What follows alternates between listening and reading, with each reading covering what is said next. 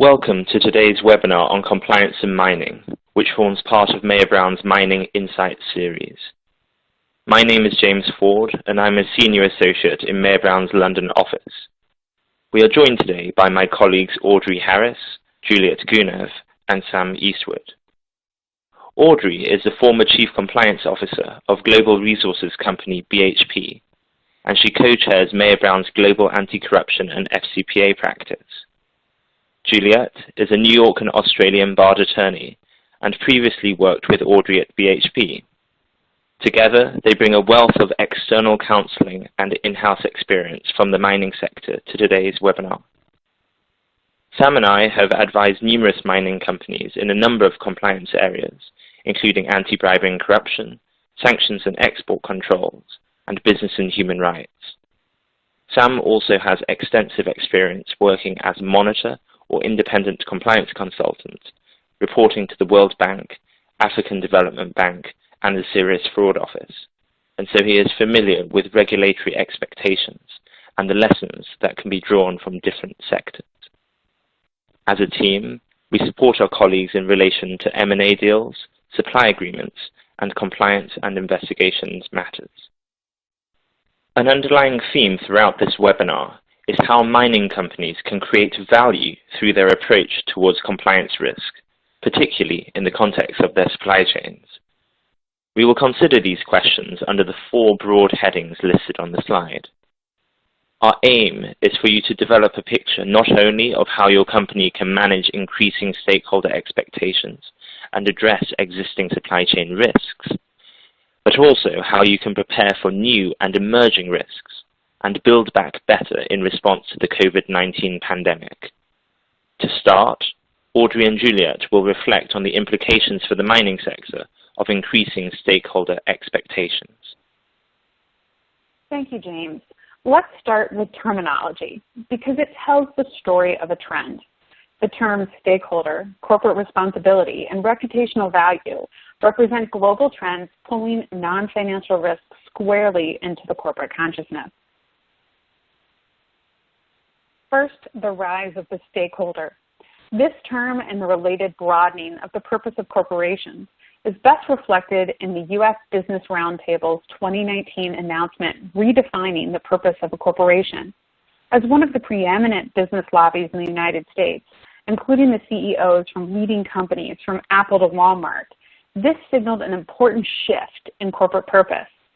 Maximizing shareholder value is now replaced with a more inclusive vision that elevates a broader set of stakeholder interests, including employees, investors, suppliers, customers, communities, and governments. As Juliet will discuss, investors and civil society are two sets of stakeholders changing global corporate expectations. A defining characteristic of the non-financial risk trend is the commercial pull, including from global brands, banks, and investors that make the increasing commercial case for the value of ethics and compliance. In particular, we are seeing increasing development bank investigations and enforcement actions, debarments and suspensions, as well as standard setting. For example, in 2019, the International Finance Corporation of the World Bank Group, the IFC, announced the creation of a dedicated unit to design new environmental and social due diligence standards. At the same time, commercial banks, financial advisors, and private equity are rapidly setting ESG standards and targeting increased bottom line value and returns from aligning strategies to stakeholder trends. Finally, we are also seeing institutional as well as activist investors focusing on non-financial risks, as pronouncements like the UN Principles of Responsible Investing have increasing influence and impact. When talking about influence and impact, we have to note the world's largest corporate sustainability initiative, the UN Global Compact. Launched in 2000, it currently has over 12,000 signatories in over 160 countries, and it continues to grow, with signatories increasing 100% since 2010. The global brands and major corporates' involvement and publicly stated goals from initiatives like the UN Global Compact act like pebbles into the water in this respect and have created a ripple effect, spreading across their operations and through their supply chains, sales networks, and competitors. A great example of this is how mining companies increased expectations across corruption, human rights, modern slavery, and environment areas, is creating a commercial pull, moving down the supply chain with heightened expectations on their partners and suppliers, not just limited to the first tier. We are seeing commercial covenants and supplier audit protocols motivating suppliers to create compliance programs, even where directly applicable regulatory requirements and jurisdiction would not alone require them to take such steps. That is a clear demonstration of the commercial case. Stakeholder isn't the only new terminology that has quickly become part of the new corporate vernacular. Historic references to law-abiding company have given way to the broader corporate responsibility terminology. Promotion of specific charitable sponsorships and branding donations have been replaced with sustainability plans and metrics across business models. The nature of extractives, including the jurisdictions of deposits, government tender touchpoints, community and environmental impact, as well as local content and sourcing requirements, highlight the relevance of non-financial risks in mining, particularly in the supply chain, as I'll hand over to Sam to discuss. Now let's turn to supply chain risk management. The mining sector faces a number of industry-specific risks in its supply chains. Just to call out a few core risk factors. First, mining companies tend to be involved in highly complex projects requiring the involvement of numerous business partners and a multi-tiered supply chain.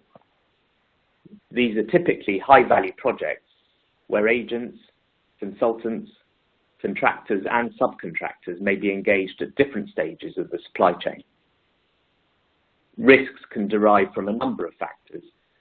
Corruption certainly, as indicated on the slide, but environmental, human rights and integrity concerns are all important risk areas.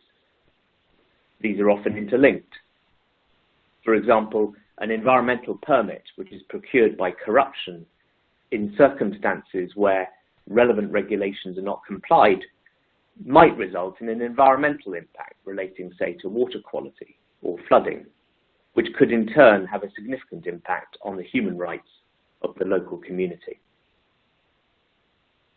Second, the need to obtain licenses and permits to operate, for example, an exploration license, a mining lease, or related environmental permits, brings mining companies into frequent contact with low-paid government officials. Engagement with state-owned companies, particularly in emerging markets, does likewise. Some good analysis of this issue is publicly available. For example, in 2017, Transparency International published a 104-page report titled Combating Corruption in Mining Approvals. This report only examines a specific risk touchpoint, i.e. corruption risks connected with mining approvals, but the detailed analysis gives an indication of the scope and complexities in assessing such risks. Third, local legal and operational requirements create additional risk touchpoints for mining companies. This can manifest itself in a number of ways, for example, through a requirement to engage local businesses as part of the in-country mining operational requirements. As a general principle, all risks should be properly articulated in a risk assessment that should be operationalized and updated regularly. The DOJ guidance on the evaluation of corporate compliance programs, which was updated in June 2020, places a particular focus on continuous feedback loops. Risk assessment should not be limited to a snapshot in time, but should be based on continuous access to operational data across functions. COVID-19 shows how quickly business models can change, and so companies need to institutionalize and structure feedback loops into day-to-day operations. In addition, increasingly companies should be openly reporting on what they are doing to manage risk. Earlier this month, the Intergovernmental Forum on Mining, Minerals, Metals and Sustainable Development released new guidance for governments on managing the risks of environmental and social impacts from mining. A key feature of this guidance is enhanced transparency. The key takeaway here is that mining companies will, and do face risk, and companies cannot eliminate those risks. The emphasis is on keeping your eyes wide open and making business decisions on an informed basis, identifying, mitigating, and documenting risks as appropriate. COVID-19 has amplified pre-COVID non-financial risk trends in the supply chain, including first, the expansion of supply chain risk subjects. Second, it's amplified the expectations and how they're expanding deeper into supply chain, pushing toward how your first and second tier and beyond suppliers select and monitor their own suppliers. And finally, it has highlighted the cyclical and connected nature of supply chains in the global economy. As corporations reevaluate their new business and political realities, there's an opportunity to think about supply chain planning, structure, and incentives holistically and build in non-financial risks. Mayer Brown has capabilities across the globe and across the key elements of supply chain risk. And based on the work we've been doing, including with our mining clients, we have launched an integrated approach advancing 10 supply chain goals. We invite you to explore our capabilities by visiting our new supply chain and distribution website.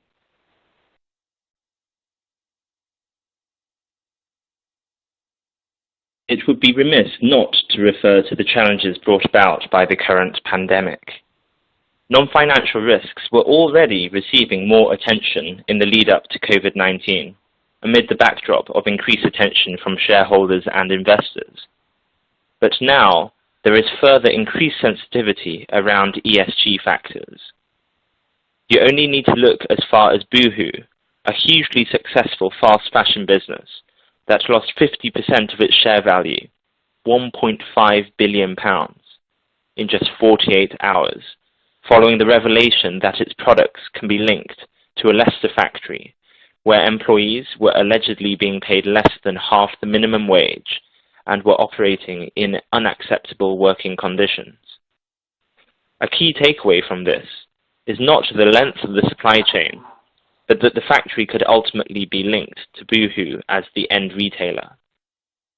Mining companies ought to pay attention to this cautionary tale, since a failure to properly assess, manage, and mitigate ESG risks can hit investor confidence, diminish company value, and irreparably damage company reputation. As mining companies come to terms with the reality of post-COVID-19 operations and look to adapt to the new normal, there are emerging tensions to weigh in the balance. On the one hand, there are increasing expectations with regards to corporate responsibility and sustainability from stakeholders. On the other hand, businesses are seeking out new efficiencies to rationalize resources and optimize different functions, including legal and compliance. On top of the tension this creates, mining companies may face increased exposure as they consider exploring higher risk projects in higher risk jurisdictions to ensure security of supply going forwards. In these times, there is a strong case to be made to maintain or even expand the role of legal and compliance functions. Paring back these functions could lead to looser internal oversight, for which the company might pay the price in future. That said, there is also a case for efficient compliance, effectively allocating resources to respond to risks proportionately. Amid the challenge of rising expectations and increased demands on company resources, we have two key takeaways for a mining company's internal compliance function. Firstly, keep articulating the case for compliance, and then ensure that the compliance function is as efficient as possible in supporting and protecting the business. The evolving regulatory environment is another factor mining companies should consider seriously. In particular, there has been an expansion of regulatory focus beyond sales agents to the broader supply chain. Broadly speaking, any intermediary or agent involved in the sales process presents a high corruption risk, and that relationship must be properly reviewed. Across a range of industries, including mining, suppliers of goods and products can be a vehicle for fraud and corruption. If goods or services provided by suppliers are overpriced, then those suppliers may make improper payments with the excess cash. This is one factor that was at issue in the Petrobras enforcement. In that case, bona fide suppliers received more money than they might otherwise, and they used the excess cash to pay kickbacks to Brazilian politicians, among others. Petrobras is also an example where regulators will look at supply chain issues identified at one company and will explore whether they are indicative of any industry-wide issues. The key takeaways for mining companies are first that you should look for value for money in your supply chain.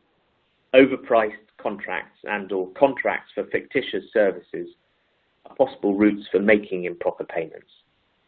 Your procurement process ought to recognize these risks and incorporate additional supervision and monitoring on parties in the supply chain on a risk-assessed basis where appropriate. Second, companies should be alert to learnings from investigations relating to other industry players, in particular, where they might share supply chain elements. Supply chain is a key area for mining companies' reputational risk.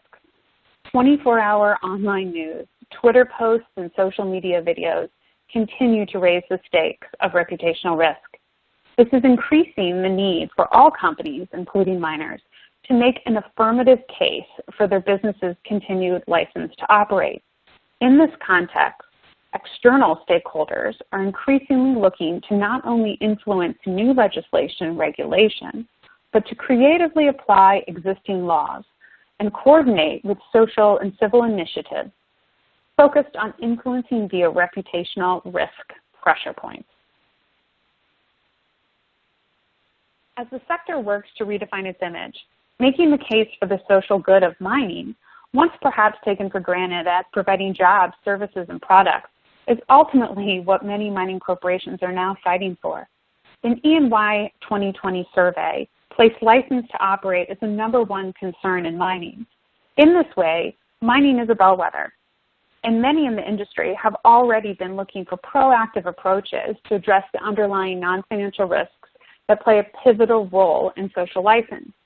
We are constantly seeing the interconnected nature of mining company functions, whether it's legal, HR, health and safety, environment, community, risk, audit, communications, or government relations, or even tax and cybersecurity. They are all really a Venn diagram with overlap where information, knowledge, and resources can be shared, but also where each function's actions can create collateral risks and impact another. If they remain in pillars, there's no early visibility of the collateral risks, and you lose not only the potential efficiencies, but the increased effectiveness of the holistic and integrated view, as well as that injection of divergent thinking. When we were in-house, one very public way our former employer looked to address this changing nature of risk was in structure. And the company created an external affairs function to include senior executives from all functions that address non-financial risk frameworks. To align in this structure, to encourage this holistic view of non-financial risks, and to promote continuous improvement feedback loops via both strategic and functional day-to-day operations. Whether you have dedicated personnel across these areas, or your company is reliant on a smaller number of team members acting in multidisciplinary roles, there is efficiency and early functional consultation where these subject matter experts can work together to be guides and problem solvers, and thus sometimes even preventing the need for them to be gatekeepers. While this may not make these functions profit centers, it can certainly make them value centers. Social license requires companies to balance global brand standards while working simultaneously with local communities. And Juliet will discuss some examples where the local application of non-financial risks has a direct impact on social license to operate in mining. We are seeing these impacts in the increasing global expectations referred to earlier, resulting in a growing number of local applications, in particular with new local laws and local community impacts and activism. These effects are particularly pronounced in the mining sector, where license to operate has evolved beyond a focus on social and environmental issues to include expectations of true shared value outcomes from mining projects. Missteps can result in a total loss of license. This includes mining projects being rejected by popular vote initiated by social movements, including the Colombian town of Cajamarca, in which 98% of residents rejected South Africa's Anglo Gold Ashanti's proposal for what would have been one of the world's largest gold mines. From a UK and EU perspective, there are a number of legislative and enforcement developments that have already shifted the focus to companies' supply chains. In May 2020, the European Commission announced its plans to introduce a legislative initiative by 2021, requiring mandatory human rights and environmental due diligence in companies' supply chains. This will be a game changer. While the draft form of the law is yet to be released, the European Parliament's Responsible Business Conduct Working Group has called on the new law to impose sanctions on businesses that fail to identify and mitigate human rights and environmental harms in their entire global value chains, and to report publicly on such processes, their effectiveness and results. In April 2019, the UK Supreme Court heard a case involving Indian-headquartered mining company Vedanta and held that a UK company can be held responsible for environmental and sustainability impacts caused by its subsidiaries. In that case, waste from Vedanta's Zambian subsidiary's copper mining operations had polluted local waterways, causing personal injury to local residents. The court established that a duty of care can exist between a parent company and those affected by the operations of its subsidiaries. This could have far-reaching implications for mining companies in assessing and managing supply chain risks. Legislative changes on the horizon are not just at the EU level. Just last week, the German government announced that it will pass a supply chain law before the end of the current legislative period, with key points of the prospective legislation to be published in August. It is anticipated that this law will include a civil liability for human rights violations in company supply chains, foreshadowing the EU directive. It's not just prospective legislation that is driving the increased supply chain focus. The French duty of vigilance law already establishes a legally binding obligation for companies to identify and prevent adverse human rights and environmental impacts in their supply chains. Earlier this year, Total faced a legal action in France from various civil society groups for human rights and environmental violations in connection with a major oil project in Uganda. The case is ongoing and illustrates an area of litigation exposure for companies in practice. Perhaps the anticipated EU law will increase that potential exposure. To flag another EU development, in October 2019, the EU Whistleblowing Directive was passed, and this requires EU member states to incorporate into national law a minimum standard with regards to whistleblower protections by December 2021. This will lead to new standards and requirements around a company's whistleblowing program, and so a review and refresh of your whistleblowing program is well advised. Lastly, on an enforcement front, mining companies continue to be in the regulator's line of sight. For example, the Serious Fraud Office has a number of ongoing investigations into mining companies. ENRC, Glencore, and Rio Tinto come to mind. Now, the key takeaway here is that there are recent and ongoing legislative and enforcement developments that are of particular relevance to the mining sector. The key question is, how is your company responding to these developments? For example, best-in-class companies are already reviewing and updating their human rights and environmental due diligence programs.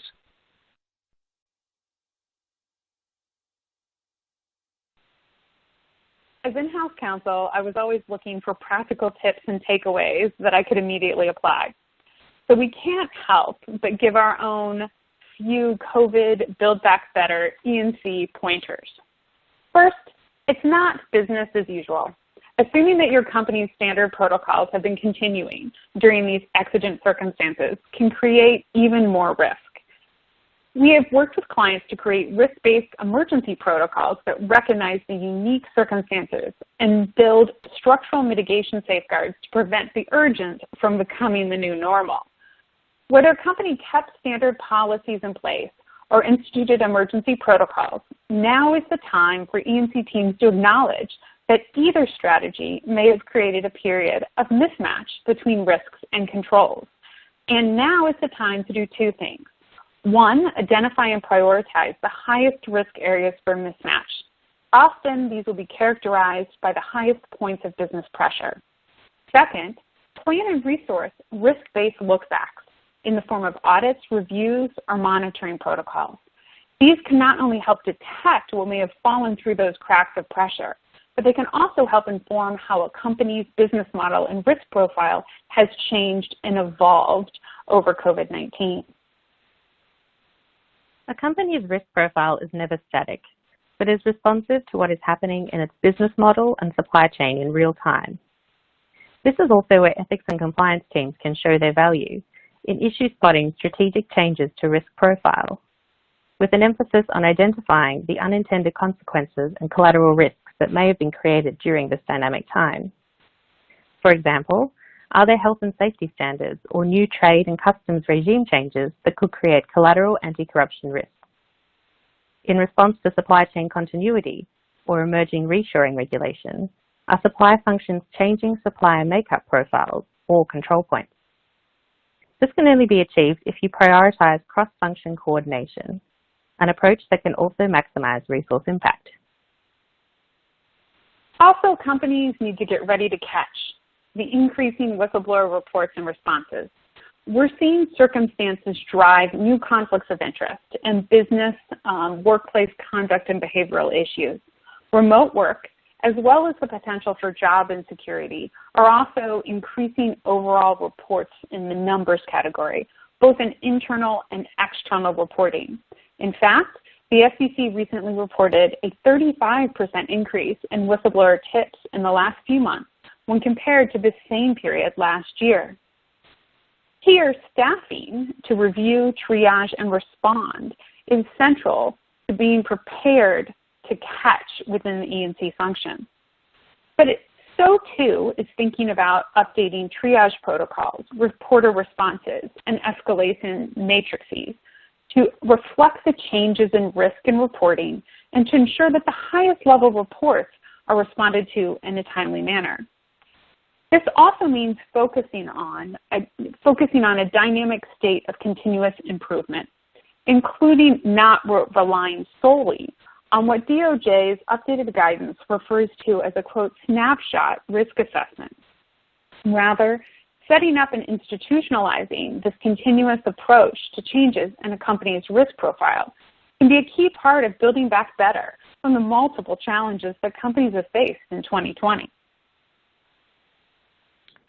COVID has clearly shown that in order to survive and thrive, companies need to not just react, but respond across the life cycle of non-financial risks. Each link or kink in the global chain can cause not only temporary operational paralysis, but longer-term reputational damage, whether it's the company's supplier or distributor. We encourage our clients to take a holistic approach, designed to identify and mitigate risk across the full spectrum of non-financial subject matters, respond with proactive, preventative, and mitigating strategies to reduce risk and build business value, maximize resource impact by utilizing points of leverage in what a company already does well, and use today's information to anticipate and target tomorrow's emerging risks. Once embedded in how a company does business, it provides not only more effective risk mitigation, but opportunities to build company value, particularly in times of uncertainty. Lastly, we want to acknowledge the reality that many companies, including mining, are going to be asked to cover these expanding risks with the same or less resources. COVID-19 impacts have already generated downsizing, and as part of back to business, companies are increasingly looking to functional optimization and reorganization. The team has already laid out the commercial case for compliance and the reasons why investment in compliance resources at this time can actually generate value. However, the reality remains that many in-house functions are likely to be asked to do more with less. Here, we've been working with companies to capitalize on the crossover nature of the expanding compliance risks to increase not only efficiency, but effectiveness. Encouraging and facilitating cross-functional coordination is a great starting point. Consider for a moment the idea that we all want to know the same things. And if we de-silo and ask, where can we work together, we can maximize our impact. Next, identify and align your compliance constituency. Looking and working cross-functionally can also assist in identifying alignment among a broader set of supporters within both the functions and the business lines of a company. The increasing trends of holistic risk here can actually be an ally, as it identifies crossovers and advantages that can be leveraged. In this space, we work with clients to apply our map, align, and leverage strategies across their core risk areas. This approach is designed to work from a company's strengths. For example, a strong anti-corruption program may be a baseline to build a human rights program. When companies start to map and align these non-financial risks holistically, they have a better view of the risk landscape and are better placed to close gaps and address new emerging risks.